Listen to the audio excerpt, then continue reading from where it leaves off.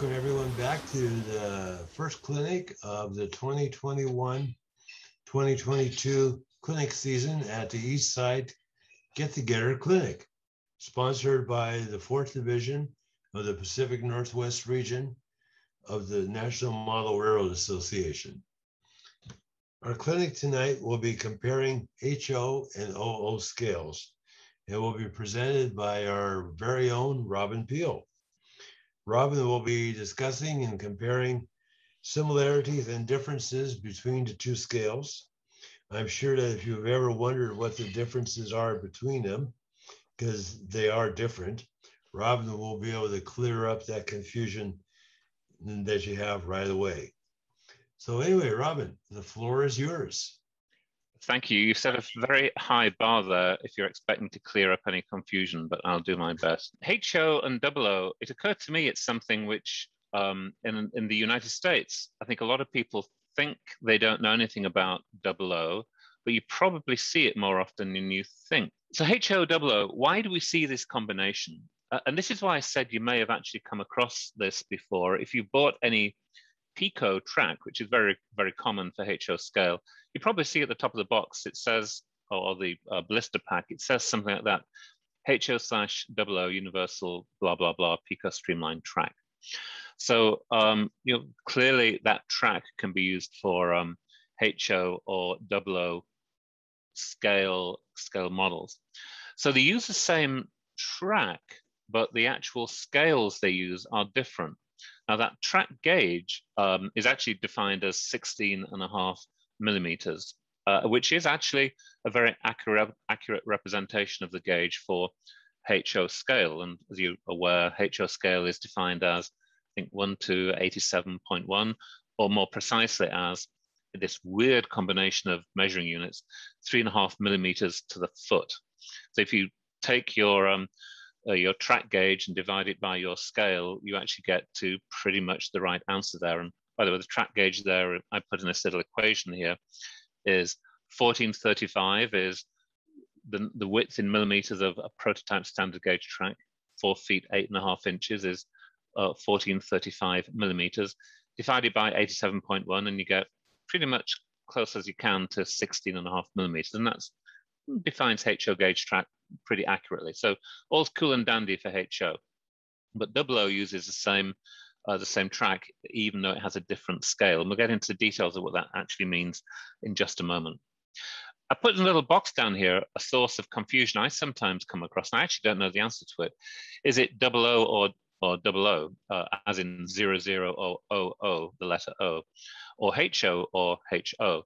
Well, the NMRA standards in this country, well, they are, I guess, notionally international standards. They tend to use the letter O, but NEM, which is the Norman Europäische Modelbahnen, which is the standards agency in Germany that manages model railroad standards, they actually use a 0 for these scales. So HO in Europe generally uses a 0.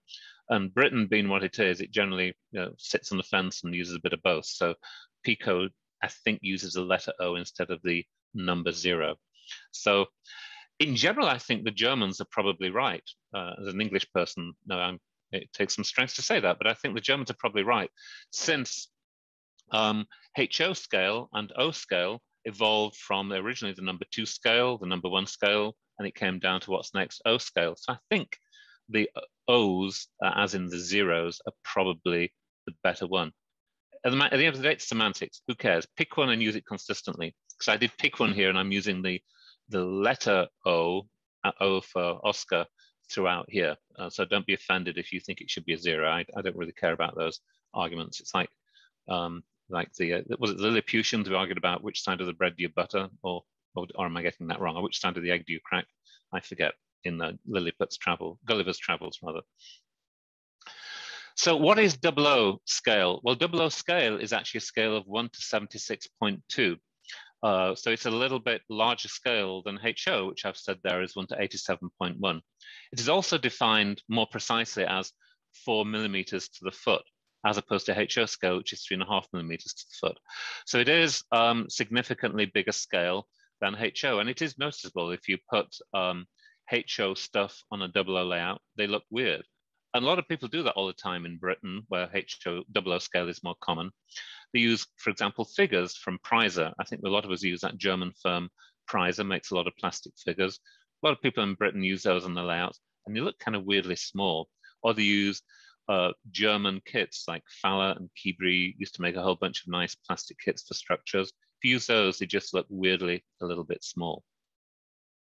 So here's where it gets messy. 00 scale standard gauge should be 18.83 millimeters. And I put the little equation there, 1435 divided by 76.2 is 18.83 millimeters.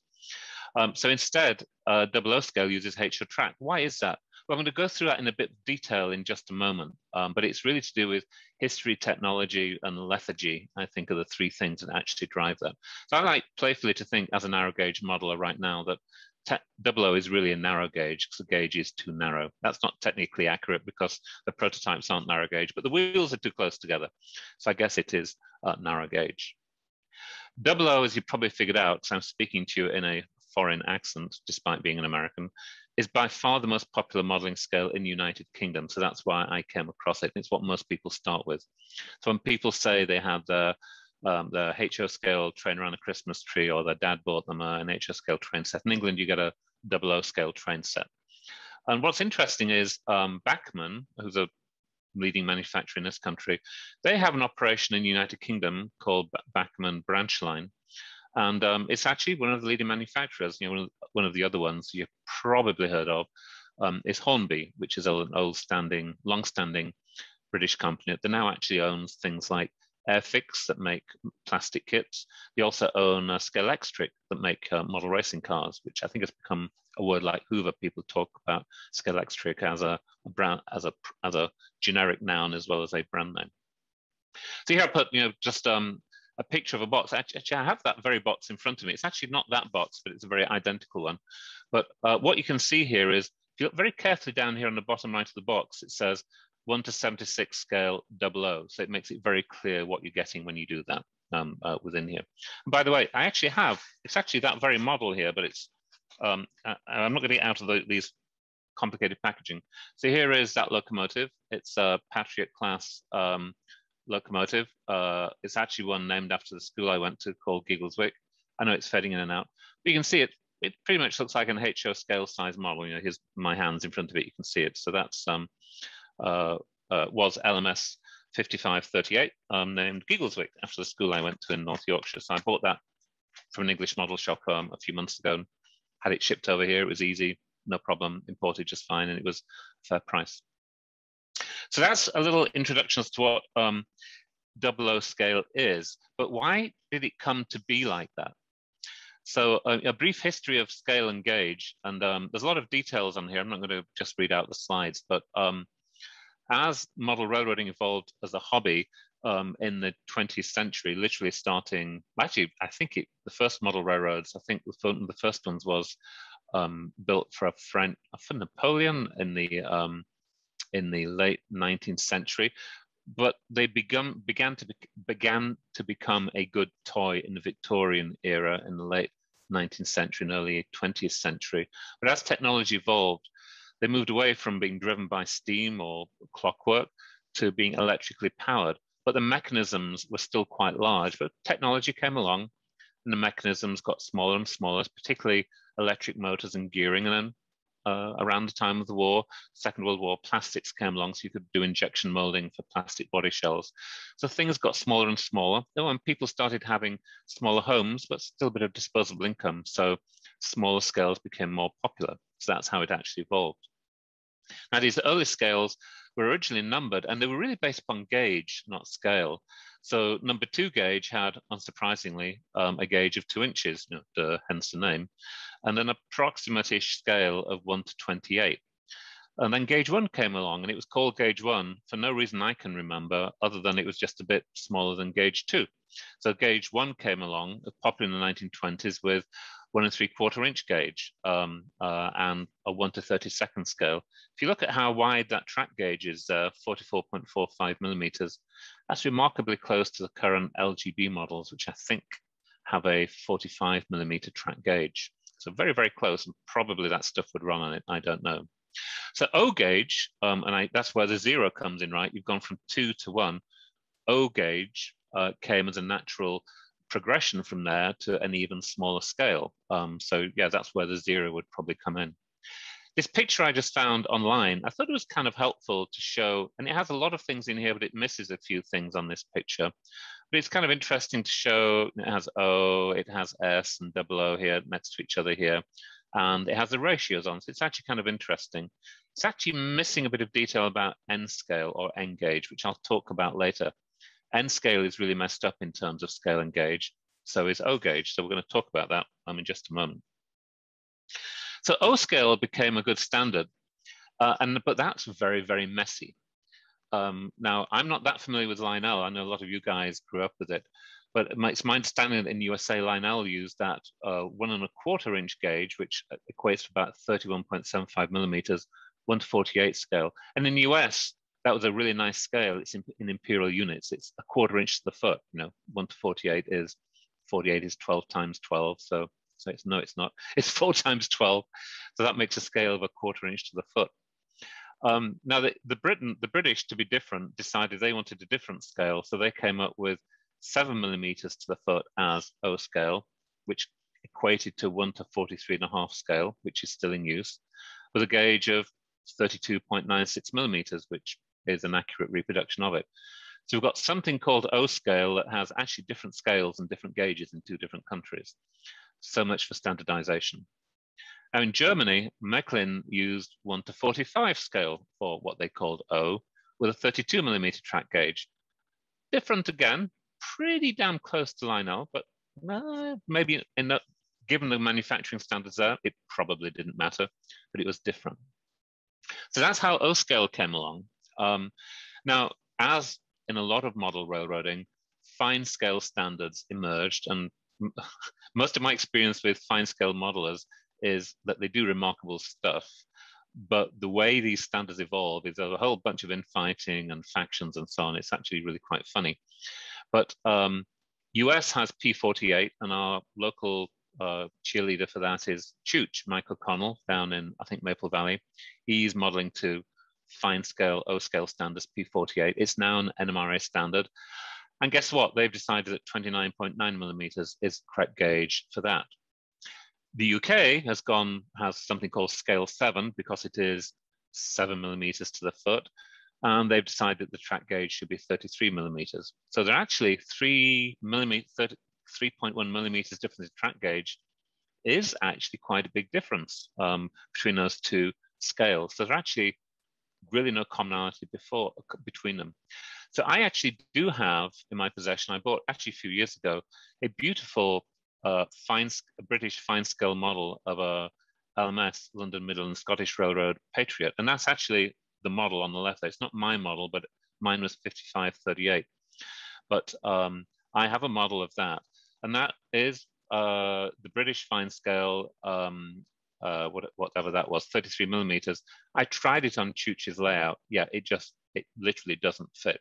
So it just will not run on that American P48 track. And that's unfortunate because I'd like to run it somewhere and I only have a small test track for O scale. But it's a beautiful model one I have. It looks identical to this one in the picture. I put this up here because I think that's an outstanding photograph. If you looked at that, I don't think you could tell that was a model.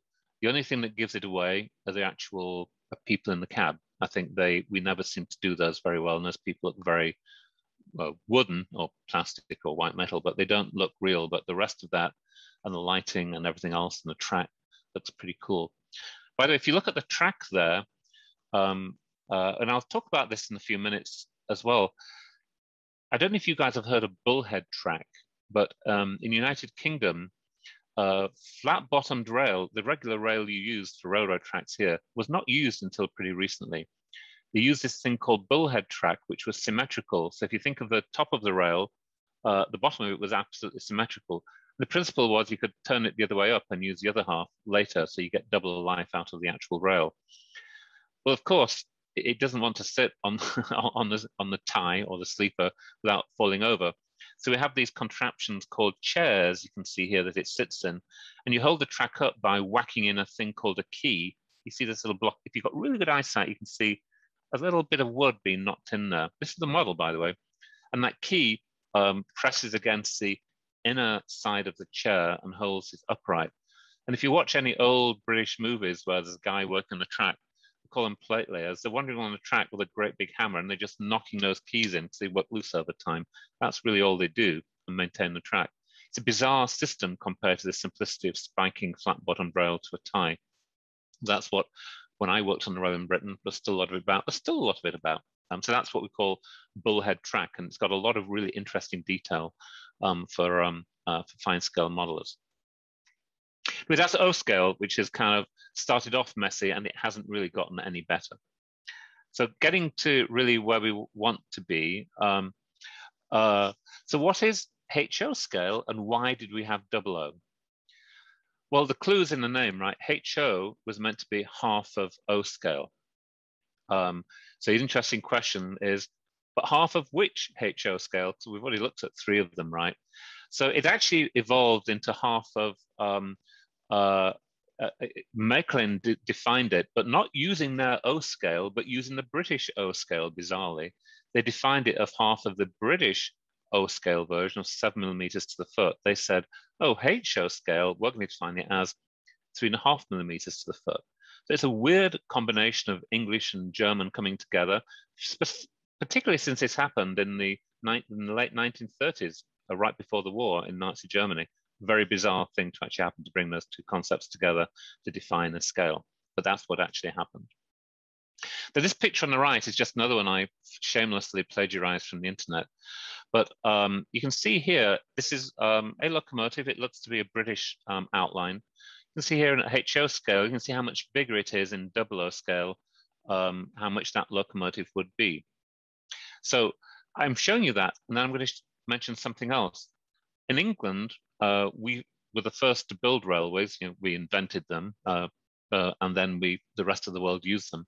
And when we invented them, we built railways, and we built them to a loading gauge, which happened to be a certain size.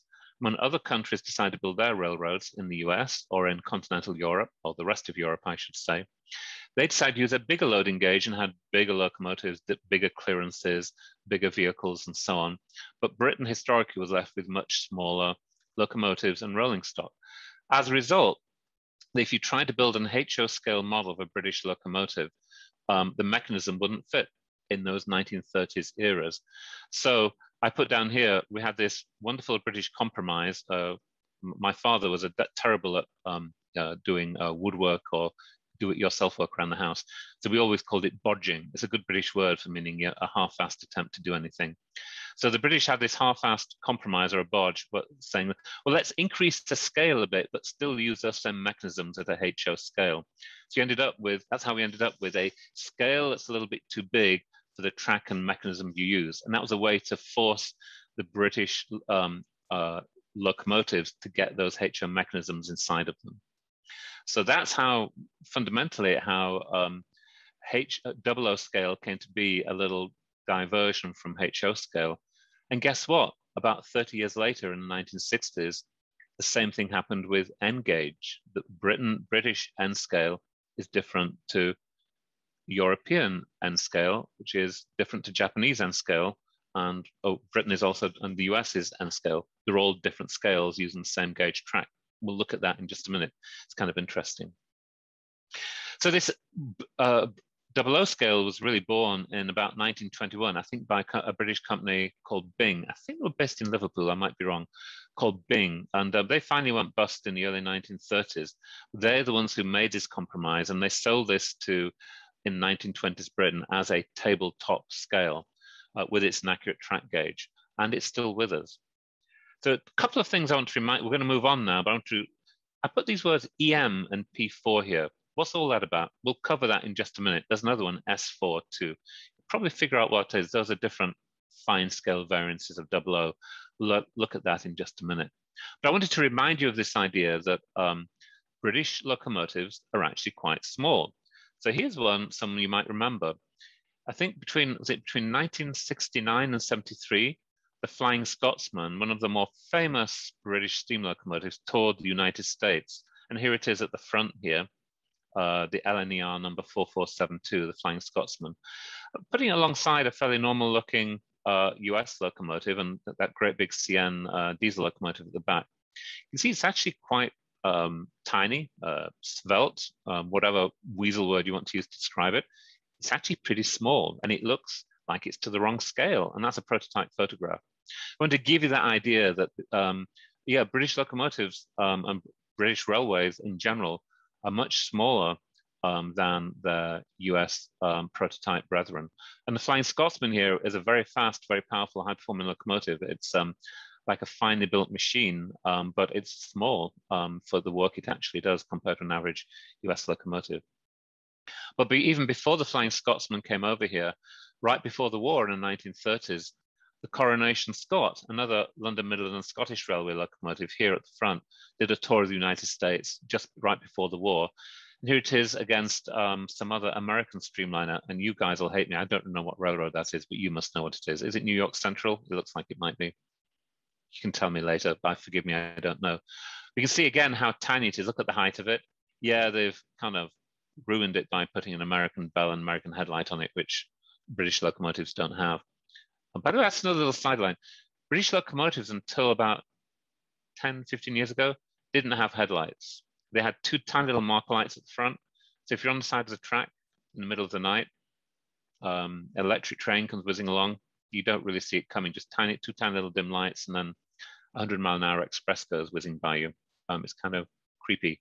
As a compromise, in the diesel era, they painted the front yellow, and that picture behind me over my shoulder here, the front of that Deltic has a yellow panel. That was meant to make it more visible, but you can see there's no headlight on the front of that locomotive to make it stand out. Of course, that yellow front doesn't mean diddly squat on a moonless night, right? So nighttime work on the railway can be actually pretty scary over there, which I did in operations frontline for about 9 years in my early career. I want to give you an idea of what this size difference actually really is. So what's bad about 00 scale? Well, the gauge is noticeably too narrow. So it means the spacing between double tracks, weirdly, looks too wide. So if you think about it, you still need to maintain the clearance on your 00 scale model so your stock doesn't hit itself going around corners on a double track. But because the rails, the gauge is too narrow, double track models in 00 look like they're too far apart. And it's really just it's really not to collusion. The center lines might be correct, but because the gauge is too narrow, it just looks weird. So that's one thing. The other subtle effect is you have to adjust all the brake and underframe detail on your locomotives, like on this one here, so they line up with the too narrow wheel gauge. And again, if you're building an accurate model of just a regular little freight car, you have to determine, oh, it's going to be 00, so I need to move everything around, and it just doesn't look right if you know what you're actually looking at. Getting back to Pico again, and you may think I'm bashing Pico, I'm not really here, but they build track for the joint HO00 market. The HO market globally is much bigger. Pico is really a global company. It's weird. They're based in a tiny little village in southern England. They sell their stuff globally, particularly in the US. They sell it. It's really popular, oddly, in France. The French use a lot of Pico track. So the HO market is different. So the products are scaled for HO. This means that the sleepers, sleepers is a British word for the tie. We call them sleepers. The sleeper spacing is too close for 00 because it's scaled for HO. So it looks weirdly close in 00. And the sleepers are too short because, again, they're scaled for HO. So in 00, they look too short. So the track looks generally weird. It looks like the train is running on track that's just too small for it, which of course it is. But they're too far apart on a double track. So that's what happens. Now, in Pico's defense, they've just introduced some new HO scale bullhead track. We talked about bullhead track earlier.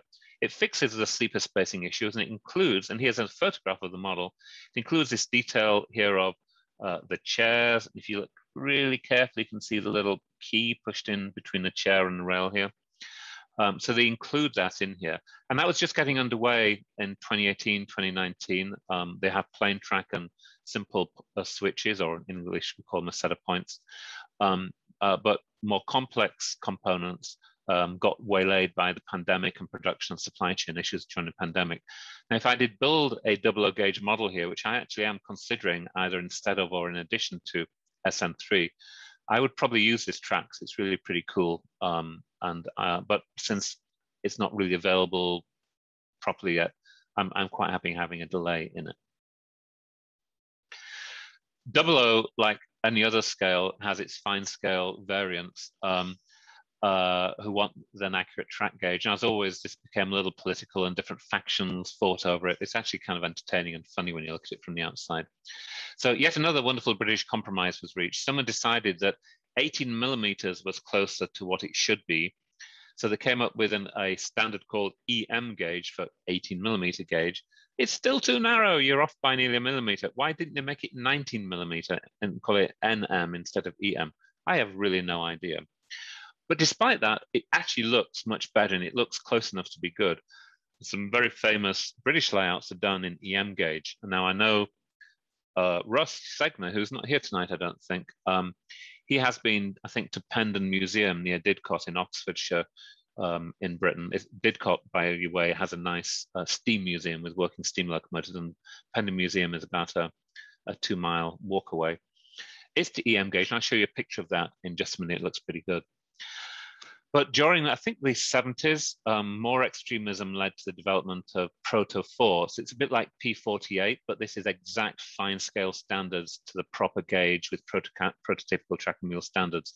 So P4 became a thing, and there is very little ready to run equipment for it. You can buy plain track in P4, you can't buy switches, you have to build them yourselves.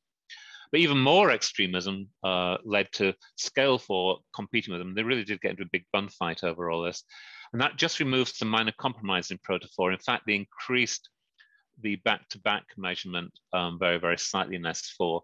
It had been narrowed in P4 to allow vehicles to go around sharper curves than what it really should be if it was completely prototypically accurate. S4, Scale 4, got rid of that. So it's completely scale standard. So your track work has to be excellent. Your vehicles need to have compensation, suspension for it to ride over it, but it looks stunning when it's done right. This picture on the right here is a pretty good comparison. This is a British, looks like a Great Western Railway pannier tank locomotive running on HO scale track, with a glob of glue on it for good measure. This is that same style of locomotive running on EM gauge track with the correct sleeper or tie lengths, and it has more scale rail and correct sleeper spacing. It looks very different, and to my mind, it looks much, much more accurate for like a branch line track. So that's what the difference actually is. So here's an example of what EM gauge looks like. This is Pendon Museum near Didcot. It's a highly detailed public display of rural life in Wiltshire and I think Oxfordshire in the 1930s. It's the EM scale. And it's got stunning, the railway is actually incidental to this. It's a space probably about the size of most people's ground floor of their house, dedicated to fine scale modeling of rural life. And so the village modeling here is absolutely superb, and it's really exquisite.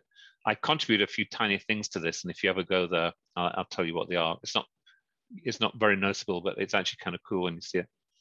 When I was at university near there in the 1970s. But here's EM scale, and again, we've got that bullhead rail, and this is point rodding. We call it point rodding. You might know what it is. They're the bars used to operate the switches. So since we call switches points in the UK, we call it point rodding because it's used to control the points. So their model actually includes all of the rodding here to operate from the signal box, or what you might call an interlocking tower, to operate the points. I don't think it actually works, but it looks really cool when it's actually here with all of the angles and compensations in here for temperature expansion. It has all of that in here. So to my mind, that looks like it's got the locomotive looks right on the track. It looks correct to scale to me. Here's another good model, Leeds Wellington by John Elliott. Leeds is very close to where I grew up in Northern England. He's building a beautiful model of Leeds station in the 1960s, and he's using EM gauge, I believe. And he's hand-built all of his track. And I just love the exquisite nature of these flowing junctions here. It looks absolutely superb to me. It's all absolutely hand-built in place. Even down to a feature which you probably know about, switch diamonds. So on this crossing here, the actual diamonds actually operate too, to make it smoother running. And that's prototypical for high-speed crossings, I know from my railway days. And that's pretty cool. You can see over here, more clearly on the right here, one of those operating switch diamonds. All this signaling works. And more interestingly, all his signaling goes to an interlocking, a genuine mechanical interlocking with all the rodding and the dogs in the interlocking to make it work. He's really a nutcase, this guy, but very productive. So if you're interested in his work, I point you to where he has a blog about this on one of the British railway magazine websites. It's absolutely lovely. But I just love the way that track work loves, and it's to scale on there. The Americans came up with a version of 00 scale, which is different again. So, so the American 00 scale was the same as the British one, 4 millimeters a foot, but at least they used a vaguely accurate track gauge of 19 millimeters. It's as close as whatever to the 18.83 it should be, and it probably would be interoperate, and it's about 3/4 of an inch. Manufacturers supported this in the 1930s to 60s. Nason Railways, Scalecraft, Lionel introduced some. And interestingly enough, the NMRA website still has a SIG page, a special interest group page for it. And Paul Magnuson in Tacoma, I think some of us know, he's listed as a publisher of a newsletter about it, which I didn't know. I need to talk to him about this. By the way, I randomly looked on Amazon for American 00, and someone just published a book on it this February, a brand new book about American 00. So I'm going to order a copy of that. So it's alive and kicking. I think it's more of a niche and nostalgia thing for Americans, but it's actually out there and kicking. And in Canada, they do some 00 modeling. So there's a lot of people in Canada, ex-Brits up there, they model British prototypes. So there is some 00 in Canada. And by that, I mean modeling of Canadian railways in 00, not just modeling British railways in 00 up there. That was an interesting thing, I find. N scale is not immune from the gauge and scale wars. I think you all know what N gauge is. You know, N gauge, it comes from the name 9 millimeters. That's a track gauge. So N gauge, I actually prefer to call it N gauge. But the scales, again, vary by country. Even in the 60s, people couldn't get their act together over this. So in the UK, N scale is 1 to 148. So like 00, if you do the calculations, the track gauge is to narrow by about 0.42 millimeters. So why they chose 1 to 148, I am not entirely certain. I suspect it's the same as in 00. They had to make the scale bigger to fit the mechanisms into the smaller British prototypes. So it's another of those dentist bodge jobs that they did for N scale. So Britain developed a 2 millimeter fine scale movement, which uses a scale of 1 to 152 using hand-laid track to the correct gauge, 9.42 millimeters. So it doesn't share scale or gauge with the rest of N scale or gauge around the world.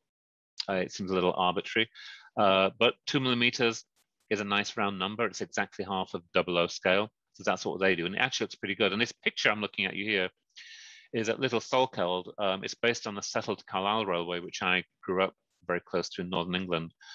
It's a fine scale model. I don't think that looks like N scale to me. I think that looks like HO. I think that's a beautiful N scale model. Just the detailing and the fine scale track. It doesn't have that thick, chunky code 100 track for N scale or anything. I think that was absolutely beautiful. It doesn't have overscale couplers or anything. I think that looks really beautiful on there. The US and Europe chose to use 1 to 160 for N scale, but then the Europeans decided, oh, we want fine scale. So they decided that 8.97 millimeters was a slightly better track gauge to use. If you can find 0.03 of a millimeter difference in the track gauge important to you, good luck to you. I think that stuff would run fine on anything, but there is a European group doing that. The Japanese were different. They came with two versions of N scale, a scale 1 to 150 for their 3 foot, 6 foot prototype, which was the standard gauge in Japan for many years. But they used 1 to 160 for their standard gauge, 4 foot 8.5 inches for their newish Shinkansen line models. So if you're buying Japanese N scale models, which actually quite a few Americans do, beware that your regular Japanese models and your Shinkansen stuff might actually be to different scales if you want to run them alongside each other, but they'll run on the same track. Weird. By the way, when I grew up in, I forgot to say this, when I grew up in Britain, N scale was just coming into being. And so in Britain, we called it triple O, O, because it was smaller than O, like paintbrush sizes, right? From O to double O to triple O. That's what we called it when I grew up, when it first came out. And then it switched its name to we actually came on board and used N scale. There's another one here. I'll go through this pretty quickly. I think my time is nearly up. TT scale. This had a short life, but it was originally in the US called tabletop scale 1 to 120, and it was a nice scale because 1 inch to the foot. It actually fit in quite well. It's a 12 millimeter gauge. In Britain, again, we decided to do it differently. We actually called it 3 millimeters a foot, which scaled out at 1 to 106, 101 scale, or 1 to 100 scale, close as anything. And once again, the track gauge was too narrow. 12 millimeter gauge was too narrow for us. It should have been 12.2. We fell into that same hole again, possibly because we wanted to reuse a mechanism. It actually just became quite popular in 1960s Britain. I remember it. I actually played with it for a while. And here's an old advertising logo from Triang, which later became Hornby, showing the difference in scale between them. It was a precursor to N scale to get more stuff into a smaller space. And it's a shame because I think it was a great compromise. You could see the detail. It wasn't so tiny as N scale currently is. And there still is in Britain a 3 millimeter society doing 3 millimeter fine scale modeling in TT scale. So I think I finished talking to you about, there'll be a quiz at the end, by the way. So I hope you're all paying attention about these scales and gauges. I'm going to ask you what the British gauge is for, don't worry about that. We'll get to that in just a moment. But we're nearly done here. What about the cuckoos? So narrow gauges love to be cuckoos, right? Where they steal some other bird's nest and let it bring up their young. So in this whole scale and gauge thing, we'll start at the biggest, the bottom. FN3 is 1 to 20.3 scale on G scale LGB track. And it just happens to work. That gives you a pretty accurate 3-foot narrow gauge scale. ON30 was born so that O scale modelers could use HO gauge track and for their models. It scales to 30 inches, but a lot of people thought it's close enough for 3-foot narrow gauge in the US. So that's what they did. And by the way, when I say they stole the gauge, what is probably more important is they stole the mechanisms, because most people recognize that the track looked awful because it's the wrong scale. But what was really important is you could steal those mechanisms, and actually very quickly, both manufacturers and kit bashers could use those mechanisms. 009 was the same thing in Britain, where they used 00 scale on N gauge track. And if you think about the scaling, and I know you've probably lost track of this already, it's a perfect 3-foot prototype, that one, because 9 millimeters at 4 meters a foot, 4 times 9 is 36 inches. Works out great. So 009 is a very common narrow gauge modeling scale, probably the most narrow gauge modeling scale in Britain. And actually some of the manufacturers have just brought out a fine range of narrow gauge locomotive and stock in 009, and Pico makes 009 track. They used to call it crazy track because it was meant to be fun and funky, but they do have 009 gauge. We're all familiar with HON 30, I think. It's HO scale on N gauge track. It's roughly a 30-inch prototype in the US. And I think one of the guys, a lot of us know Bob Hayden in Santa Fe, New Mexico.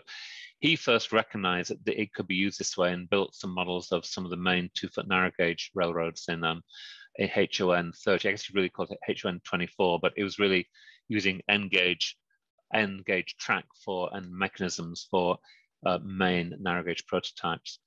As another variation of that, for meter gauge models in Europe, they use TT gauge track to be close enough for that. And of course, NN3 is N scale modelers using Z gauge or Z gauge track for narrow gauge modeling. But in all of these cases, it's mechanisms, I think, which are important to users to actually steal. And this picture here is one of those 009 models in the British, so that's 00 scale using narrow gauge track. And I think it's very common in Britain, and people like it for these slightly whimsical mountain or Welsh mountain railway things and so on. So that's it. In summary, I wanted to let you know, most scales and gauges have inconsistent standards. G, O, and N are actually some of the worst offenders. Many scales also have their fine scale variants, first one fine scale standards. Getting back to the point of my talk, 00 scale equipment, it will run fine on 00 layouts. So when the pandemic's over, Burr, I'm going to get the decoder and I want to run this thing around your layout. And I've got some of the 00 stuff coming. That Deltic behind me, Deltic locomotive, very famous British diesel locomotive. I've got 2 of those on order from a niche manufacturer, a bit like Rapido, but not Rapido in Britain, called Acura Scale. I've got 2 of those coming, one actually in that very same color scheme as that one you're looking at right there. By the way, those Deltics, they had literally a triangular piston arrangement, which is kind of weird. So they had like 3, they're driving 3 powertrains out of it. And they used motor torpedo boat locomotives, 2 of them back to back. So the noise those things make when they rev up is like nothing you've ever heard before. So I'm looking forward to sound chip in that locomotive. Bear in mind, of course, that our driver sits on the opposite side of the cab because we drive on the proper side of the road over there, and we also have trains driving on the proper side of the track on double track sides over there. Interesting enough, not knocking the French, but I work for a French company, so I do it all the time. British engineers designed the first French railways. So the French railways to this day drive on the left-hand side of a double track line. Apart from the new TGV system that they built starting in the 70s, 60s, 70s, they switched that to drive on the wrong side of the track. But yeah, if you go to a French railway station, you might be surprised trains are actually driving on the British side, and that's due to our engineering influence. Of course, when the Channel Tunnel comes into Britain, it's still on the wrong side of the track, so whatever, all the way up to London, but we'll deal with that. If the only message I'm going to leave you here is when you use the word scale and gauge, be careful what you're talking about, if that makes sense from any of this discussion, it means anything. Now, I love this picture here. This is 3-gauge track work in a museum in Adelaide, Australia, Port Adelaide, Australia. Australia has a lot of narrow gauge and standard gauge track over there. As max, you have your 42-inch track. Is it 42 inches in New Zealand, I think? So there's lots of interesting scale and gauge combinations out there, but I just love the look of that triple gauge track work there in Australia. I look at that and I have to figure out if something was running on there, which wheel would be where. It just confuses me very interestingly. Well, look, I've gone on long enough, so my hour is up, so I'll draw it to a close. But thank you, Alex, for letting me do this. Hopefully you learned something. You're very welcome. Okay. Thank you for a very wonderful clinic, and it was really enjoyable. We learned a lot and generated some really great after clinic discussion. I will quiz you on these numbers next time we meet.